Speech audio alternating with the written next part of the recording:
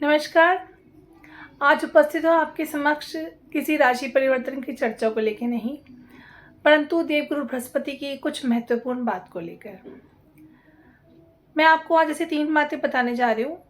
हो सकता है इसमें से कुछ जानकारी आपको हो सकता है ना भी हो सकता है अधूरी जानकारी हो। तो इस पे पूर्ण रूप से प्रकाश डालने के लिए उपस्थित हूँ आपके समक्ष। जिन लोगों की कुंडली में देवगुरु बृहस्पति बहुत बलवान होते हैं, उन्हें पता है, इस बात की जानकारी है। या जिन्हें जानकारी नहीं है परंतु जानकारी आगे मिलती है कि उनकी कुंडली में देवगुरु बृहस्पति बहुत बलवान स्थिति में मौजूद हैं, तो ऐसे व्यक्तियों को 3 बातों का बेहद ध्यान रखना चाहिए, अन्यथा उनके देवगुरु बृहस्पति गलत फल देने लग जाते हैं, या फिर समझ लीजिए जो अच्छा फल दे रहे हैं वो देने से विहीन हो जाते हैं। पहली बात, संचित धन, जो आपका संचित धन है उसमें से किसी को आप कर्ज ना दें। आपको लगेगा कि मैं कुछ अजीब बात बोल रही हूँ, पर ये फैक्ट है। देखिए, अब आपके देवगुरु बृहस्पति यदि बलवान है कुंडली में, तो इस बात को समझिएगा कि आप किसी को यदि अपशब्द बोलते हैं या मन से आप मतलब किसी को बद्दुआ दे देते हैं या कुड़ते हैं किसी चीज़ को लेकर, तो वो चीज़ सामने वाले को लग जाती है। तो इसमें क्या होता है, फॉर एग्जाम्पल आपने किसी को संचित धन दे दिया, आपके मित्र को ज़रूरत थी, आपने उसको मदद कर दी। अपने संचित धन में से मान लीजिए आपने 50,000 रुपये दे दिए। अब यदि आपके मित्र आपको पैसे नहीं लौटाते हैं, बोले गए समय पर आपने उन्हें और समय दिया, नहीं लौटाते हैं, तो जाहिर सी बात है अंदर से आपका मन कुड़ेगा इस बात को लेकर, अर्थात आप कोसेंगे इस बात को लेकर। तो आपका कोसना उसको लगेगा डेफिनेटली देवगुरु बृहस्पति आपके खराब होंगे, क्योंकि आपके देवगुरु बृहस्पति बलवान है, तो आपकी बात उसको लग सकती है।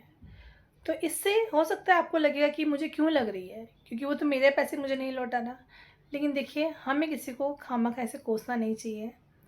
आपने उनको धन दिया, या आपका कर्म था, या उनका कर्म है, वो आपका धन नहीं लौटा रहे, अपना प्रारब्ध खराब कर रहे हैं, परंतु आप अपना प्रारब्ध भी खराब करने जाने जा रहे हैं उन्हें कोस कर। कर्म तो कर्म होता है, इसलिए आप अगर दान दे रहे हैं किसी को, तो ये सोच कर दीजिए कि यदि उसने नहीं भी लौटाया तो आपको फ़र्क नहीं पड़ता, कोई बात नहीं।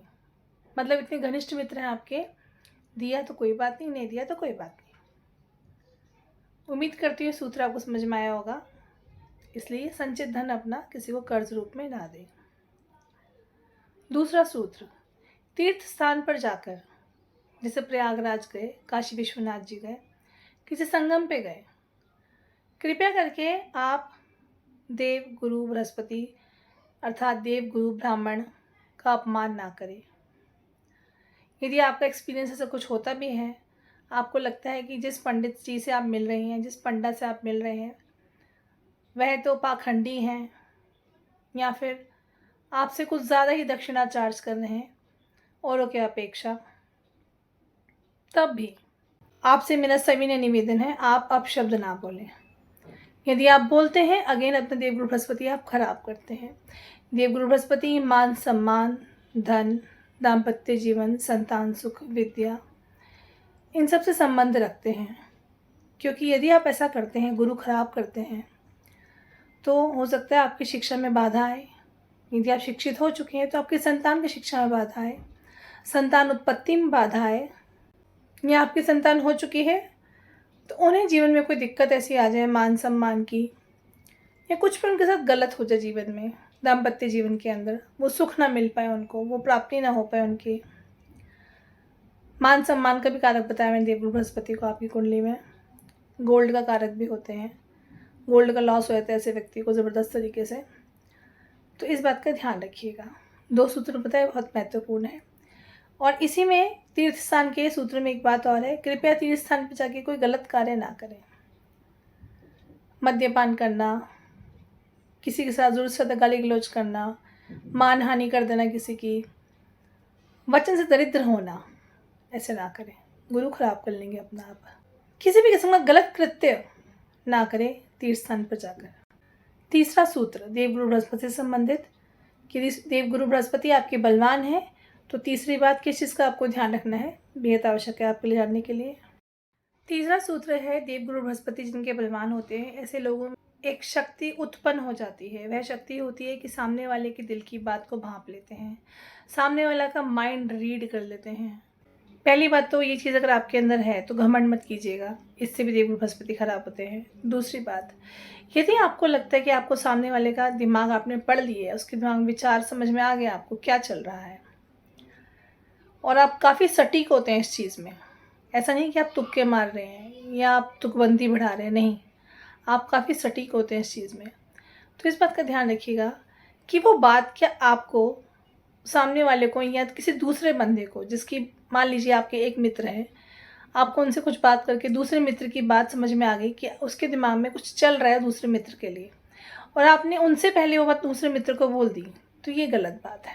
इससे देवगुरु बृहस्पति खराब हो जाएगी।